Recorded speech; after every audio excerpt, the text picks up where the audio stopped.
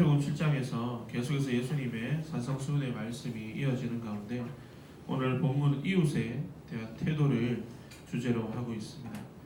크게 부분을 살펴보자면 1절부터 6절까지는 상호성의 원리, 그러니까 쉽게 얘기해서 주는 대로 받는다라는 원리에 따라서 형제와 자매를 어떻게 대할 것인가에 대한 내용이고 7절부터 11절까지는 하나님의 돌보심에 대해서 강조를 하고 있죠. 그리고 12절 말씀은 사실 오늘 이 1절부터 11절까지의 말씀의 결론일 뿐 아니라 앞에서 이 산상수훈의 본론 부분인 5장 17절부터 7장 11절까지 전체 부분에 대한 결론입니다.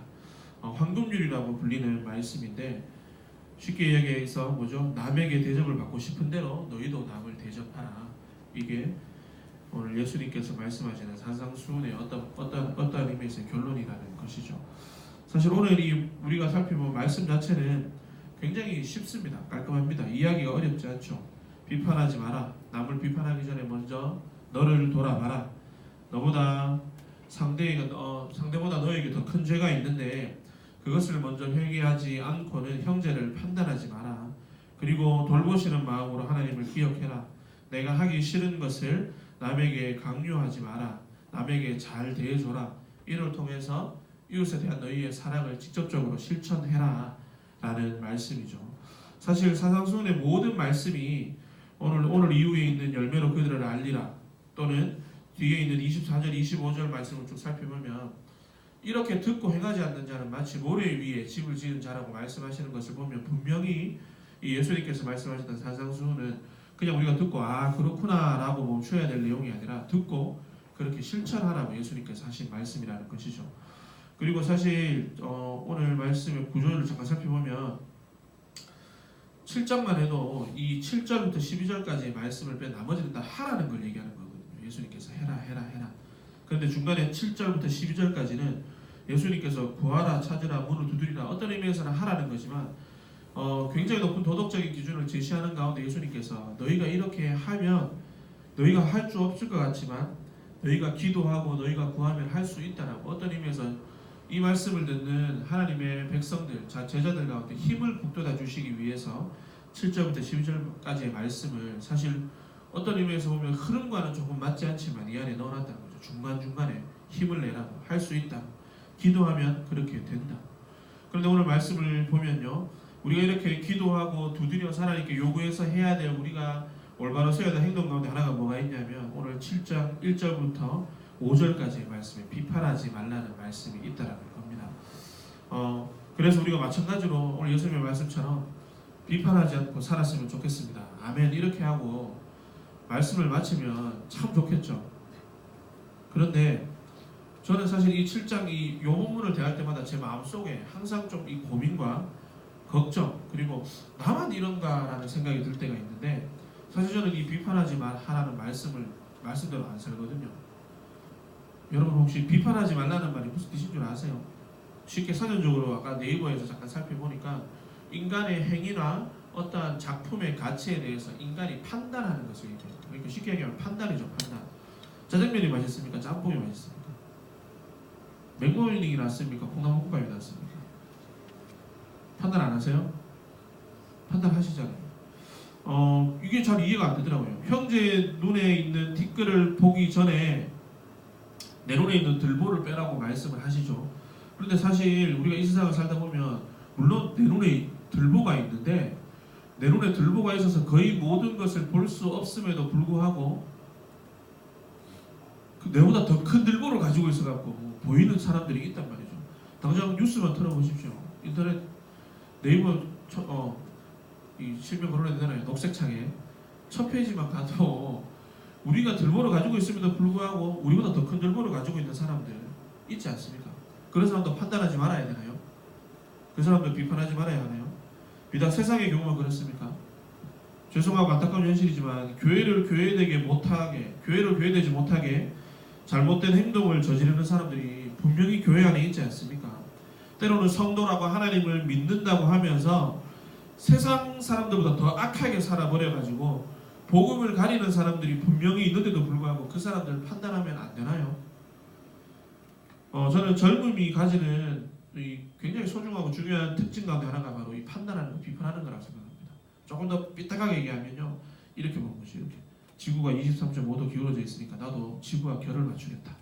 이런 마인드 가지고 삐딱하게 보시는 분들이 있지 않습니까? 이게 어떻게 보면 젊음의 특권이거든요. 그저 감정적인 비난 말고 논리적이고 객관적이고 이해가 되는 정당한 비난은 우리가 가지고 있는 권리라는 거죠. 그런데 이런 비판, 이런 판단마저 크리스찬이라는 이유 하나만으로 멈춰야 되나요? 저도 소시적에 이 교회와 몇몇 중직자들을 보고 부모님들께 그분들 걱정한 적이 있습니다. 어떻게 이렇게 합니까? 근데 오늘 부모님께서 오늘 이 말씀을 근거로 하시면서 저한테 예수님도 비판하지 말라고 하셨는데 너는 왜 그 사람들 비판하니 하면서 저를 비판하시더라고요. 네가 잘됐다. 이해가 안 되잖아요. 사람이 판단하지 않고 살 수 있습니까? 사실 이 판단하지 마라, 비판하지 말라, 선을 긋지 말라는 말이 이 포스트 모더니즘, 후기 현대 사회에서는 굉장히 솔깃한 얘기긴 합니다. 상대주의고 다원주의 아닙니까? 그래서 진리에 대해서 정확하게 판단하지 말라라고 세상이 우리에게 자꾸 그렇게 얘기하죠. 우리가 요즘에 흔히 하는 말로 이런 게 있죠. 뭐라고요? 틀린 건 없다. 뭘 뿐이다?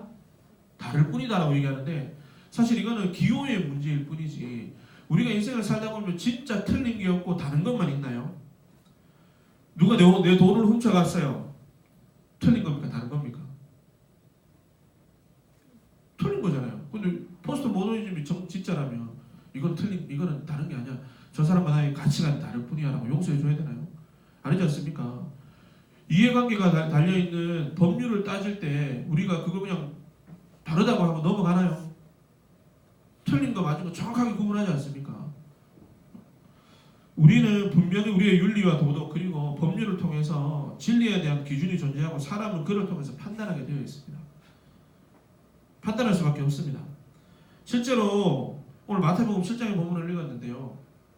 마태복음의 많은 부분에서도 예수님께서 이 판단과 분별을 전제하고 계시는 부분들이 많습니다. 마태복음 7장 15절부터 20절까지 그리고 10장 11절부터 15절 16장 6절과 12절 18장 17절부터 18절 예수님이 판단하신단 말이죠. 근데 너무 찾아보면 그렇고 우리 같은 장의 7장 15절 말씀 한번 보십시오. 7장 15절부터 20절까지 말씀 한번 보십시오. 이 7장 15절부터 20절까지의 말씀을 보면 제목이 열매로 그들을 알리라거든요. 7장 20절 말씀에 보면 예수님께서 이렇게 말씀하세요. 이러므로 그들의 열매로 그들을 알리라. 그들의 열매가 좋은지 나쁜지를 따져서 그들을 알 수 있다는 거 아닙니까? 예수님도 판단을 하셨다는 겁니다. 이처럼 근데 우리가 진짜로 바보라 가지고 아무 그냥 판단 없이 생각 없이 살 수 있다면 판단하지 않을 수 있겠죠.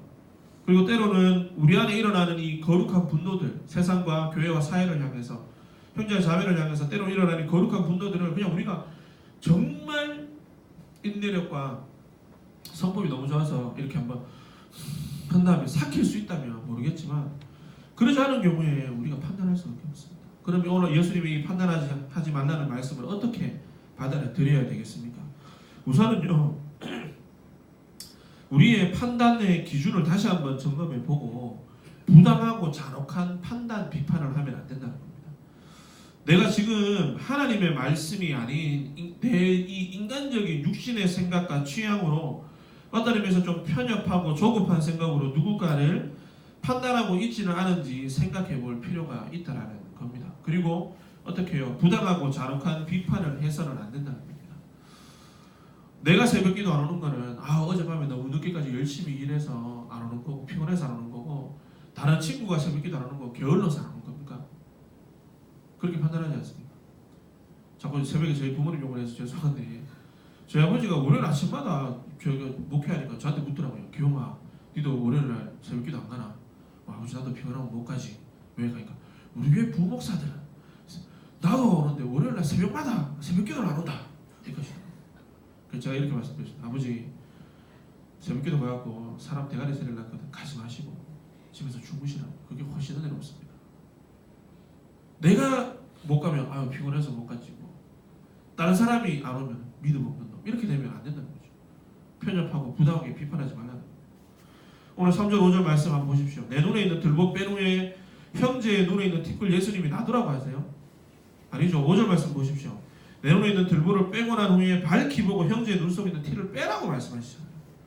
그러니까 먼저 네가 죄인임을 깨닫고 회개한 이후에 형제의 작은 잘못들에 대해서 너무 지나치게 부당하게 잔혹하게 비판하는 게 아니라 그 잘못들을 우리가 품고 제거해 줄 필요도 있다는 겁니다. 내로남불이라 말씀 아시죠? 내로남불. 내가 하면 오면서 남이 하면 불륜 아닙니까? 담임 목사님도 하시더라고요. 이런 말씀 이게 내가 해도 되나 고민했었는데 담임 목사님께서 하시고 저도 자신 있게 내가 하면 오면서 남이 하면 불륜이잖아요. 자기 자신에게는 한없이 부드럽고 유한 사람이 다른 사람을 판단할 때는 얼마나 칼 같은지 얼마나 가혹한지 모릅니다. 이런 비판이 가해져서는 안 된다는 거죠. 저도 살이 좀 쪘지 않습니까? 내가 이렇게 생각하죠. 피곤해서 스트레스 받아서 먹어서 어쩔 수 없어요. 남이 먹으면 자기 통제 안 되는가? 그렇게 판단할 수 있다는 거죠. 우리의 지혜과 지식, 시각과 지혜는 사실 유한합니다. 다 할 수 없잖아요. 어떤 상황에 대해서 전체적으로 종합할 수 있는 눈이 우리에게 없습니다. 좁은 시선으로 주관적인 경험에 의해서 갇힌 상태에서 결론을 내릴 수밖에 없다는 겁니다. 우리가 국가대표 축구 보면 답답해 미치겠죠. 저기로 패스하면 될 것 같은데 패스 안 되잖아요. 왜? 우리는 위에서 보니까 다 보이는데 그 사람들은 평평한 데서 보니까 다 안 보인단 말이죠. 그런데 우리는 마치 위에서 보면서 다 아니까 저 사람도 그럴 거라고 판단하지 않습니까? 편협할 수밖에 없는데도 우리는 그렇지 않다라고 착각한다는 겁니다. 장님이 코끼리 다리 만져놓고 이게 코끼리야 라고 생각하는 것처럼 우리도 어떠한 상황에 대해서 코끼리 다리만 만져놓고 이게 그 상황의 전체라고 판단하고 결론을 내릴 수가 있다는 거죠. 그러니까 어떤 상황에 대해서 사전에 우리가 주장하는 바가 반드시 옳다거나 우리가 생각하는 바에 따라서 어떤 사람의 처분이 이루어져야 한다는 태도는 매우 위험한 태도입니다. 쉽게 판단하는 게 너무나 잘 이루어진 게 인터넷 아닙니까? 악마의 편집이라는 얘기 들어보셨죠? 사람 하나 바보 만드는 거 얼마나 쉽습니까? 부분만 떼와서 내 마음대로 순서를 배열하고 한 부분만 빼와서 얘기하면 그 사람 이상한 사람 되는 거 너무 쉬워요. 마찬가지로 우리가 누군가에서 판단하려면 아니면 지금도 내가 누군가를 판단하고 있다면 그 사람의 전체를 한번 보십시오. 그 사람의 전부를 보려고 노력해야 된다. 우리가 그렇죠. 인싸가 되기 위해서 때로는 우리의 사진과 글들을 우리가 SNS에 올립니다. 그런데 그것들이 때로는 우리를 저격하지 않습니까? 왜요? 다른 사람 우리가 다른 방향으로 보거든요. 마찬가지로 우리의 생각과 우리의 주장들도 항상 틀릴 수 있습니다. 그러한 가능성을 인정하시고 또 행동을 할 때 가급적이면 우리의 생각과 우리의 행동이 틀릴 수 있다는 가능성에 더욱더 많은 무게를 두는 것이 우리가 다른 사람을 쉽게 판단하고 분별하지 않게 되는 중요한 이 버팀목과 브레이크가 될 줄로 믿습니다. 그런데 그렇지만 우리는 비판하고 판단할 필요가 있다는 거죠. 오늘 예수님께서 이 본문에서 말씀하신 이 비판하다는 동사는 원래 형태가 크로노라는 동사입니다. 그런데 본문에서는 크리테테라고 써 있는데 이 단어는 크리노의 가정법, 죄일과거, 수동태, 2인칭, 복수로 사용됐습니다. 무슨 말인지 몰라도 됩니다. 중요한 건 뭐냐면요. 이 크리노 동사가 이렇게 수동태로 사용되는 경우에서요. 모든 성경에서 모든 경우에 주어가 하나님입니다. 그리고 하나님의 심판 행위를 뜻할 때 이 단어를 사용합니다. 그러니까 심판은 결국에 하나님의 몫이라는 거죠. 정당한 비판을 넘어서서 선입견이나 편견이나 잘못된 이해 득실을 통해서 남을 잔혹하게 비판하는 사람은 동일하게 하나님의 판단, 하나님의 심판을 받게 된다는 겁니다. 그렇다고 어떠한 사람의 성품이나 어떠한 사람의 잘한 행동이나 잘못된 행동 등에 대해서 전혀 생각하지도 말고 말하지도 말아야 한다는 의미는 아니라는 거죠. 잘못된 행동은 사랑으로 참을 수 있습니다. 그런데 잘한 행동도 판단하지 말아야 됩니까? 잘해도 우리 상 주면 안 되나요? 표창장 주면 안 되나요? 선행해도 판단하지 말라고 했어. 이거 이상한 거잖아요. 교회 안에서 어떤 사람이 만약에 사기를 친다든지 나쁜 행동을 한다든지 말씀의 진리에 어긋난 것을 선포하고 만약에 설교자가 강단에 서서 하나님의 말씀이 아닌 세상의 잘못된 이야기들 혹은 바울이 얘기하는 다른 복음들을 막 얘기할 때 우리가 전혀 생각하지도 말고 하나님이 알아서 하시도록 기다려야 됩니까? 아니잖아요. 교회 안에서 저 사람은 위험한 사람이니까 피할 필요가 있다든지 전 사람은 지시를 하지 못한 사람이니까 조심해야 될 필요가 있다든지 어떤 사람이 잘못하고 있으니까 또한 그것들을 고치기 위해서 시정하기 위해서 그 사람에게 사랑으로 다가가서 그 사람의 죄를 부드럽게 책망하는 것이 정말 죄가 되는 일인가요? 성경에는 판단하지 말라는 말씀과 함께 분별하라는 말씀도 요한일서 4장 1절에도 보면 나오거든요. 마태복음 오늘 우리가 또 7장 15절에도 나옵니다. 분별하라는 거 나오죠. 분별하라는 말씀은 무엇이 옳고 무엇이 그른지, 그리고 무엇이 선한지 무엇이 악한지 생각하라는 말입니다. 그리고 더 나아가서 아까 얘기했듯이 마태복음에 나오는 이 산상수훈의 예수님의 모든 말씀이 그러하듯이 그에 맞게 행동을 하라는 겁니다. 그러니까 아예 결론을 내려놓고 저 사람은 글렀으니까 끝까지 용납하고 끝까지 받아들이면 안 돼! 라고 개선의 여지를 전혀 주지 않는 것을 우리가 얘기하는 판단이라고 한다면, 다음에 이 사람은 바뀔 수 있고 개선될 수 있다는 여지를 두고 기대를 두고 하나님이 은혜를 베푸시면 어떤 죄인이라도 회개할 수 있다는 것을 믿고 그 사람에 대한 행동에 대한 결론적인 결론을 내리지 말고 그 사람의 구원과 그 사람의 용서를 위해서 기도하되 그 사람의 죄와 타협하지 않고 그의 행동이 어떤 면에서 잘못되었는지를 살피고, 그리고 더 나아가서 그 죄가 나에게 물들지 않기 위해서 피하고 그 죄를 통해서 내 눈에 있는 들보를 발견할 줄 알고 그 죄가 공동체에 해악을 끼치지 않을 수 있도록 그에게 다가가 사랑으로 권면하고 경고하고, 또 어떤 때는 너무나 가슴 아프지만 그 죄가 공동체를 무너뜨릴 순간이 온다면 분리를 위해서 노력하는 것이 하나님 우리에게 하신 구체적인 명령이라는 것입니다. 이제 말씀을 정리하겠습니다. 오늘 말씀은요, 형제 자매를 이제 마음껏 정죄하라는 의미로 받아들이시면 안 됩니다. 그리고 공동체 안에 있는 잘못된 것에 대해서 우리의 눈과 귀를 막고 판단하지 말라고 했어 하면서 생각을 멈추고 우리 마음속에 있는 이 거룩한 양심의 책망들에 대해서 귀를 닫으라는 소리 말입니다. 오직 심판을 하나님의 몫입니다. 우리도 하나님 앞에 심판을 받을 것입니다. 그러나 우리는 하나님의 공동체를 더욱 사랑의 공동체로, 진짜 하나님이 얘기하는 하나님의 나라로, 하나님이 사랑하시는 하나님의 공동체로 만들기 위해서 먼저 겸손하게 내가 스스로 돌아보고 내 눈에 있는 들보를 빼야 합니다.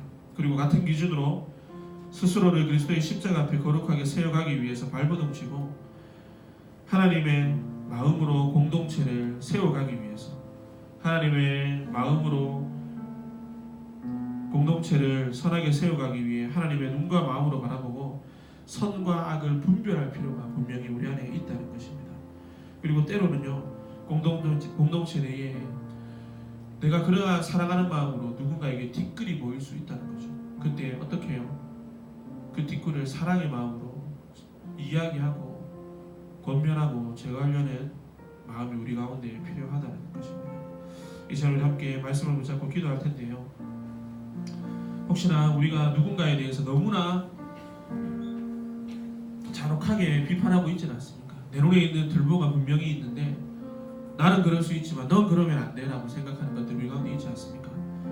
그렇다면 이 시간에 기도할 때 주님, 내가 사랑하게 하시고 잔혹하게 비판하지 않게 하시고 먼저 내 눈에 있는 들보를 뺀 후에 형제의 뒷글을 뺄 수 있는 사랑을 허락하여 주시옵소서. 그리고 주님, 비판하고 판단하지는 않지만 무엇이 옳고 그른지 분별하고 피하고 우리가 권면할 수 있는 지혜를 우리 가운데 허락하여 주시옵소서. 우리 전에 주신 말씀 붙잡고 한번 기도하겠습니다.